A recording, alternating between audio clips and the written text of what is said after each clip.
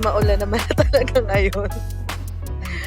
Pero syempre, bilang galang Rosel, di pwede nasa bahay Siyempre. lang tayo. Dahil di pwede din tayo aalis, no, Itin? Tayo po, kailangan makaalis tayo kahit hapon na.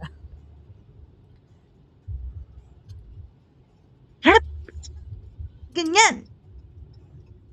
Ayan, nandito na kami. Ito na yung, medyo maulan lang kaya nag-stop kami Siya nga kanina. po.